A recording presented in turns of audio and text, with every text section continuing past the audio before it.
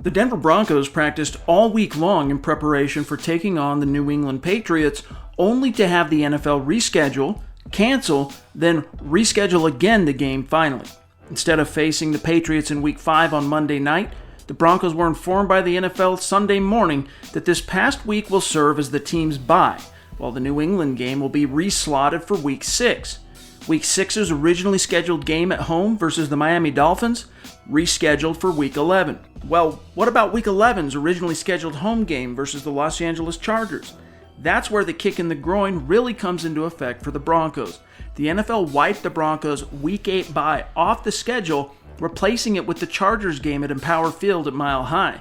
In essence, the Broncos were robbed of a bye week, and not because of anything Vic Fangio or his players did wrong, but because the Patriots screwed the proverbial pooch with regard to COVID-19 and honoring the protocols, and the right guys complained to the NFL. That's how Coach Fangio seems to see it anyway. On Sunday, Fangio said, quote, "In a weird way, I'm kind of happy to see some of this stuff happen because you see who the whiners are, who the B-words are, and who can't handle adversity. I'm going to try hard that the Denver Broncos don't fall into any of those categories." Close quote. Fangio decried the squeaky wheel gets the grease favoritism the NFL once again showed the Patriots. The silver lining for Denver?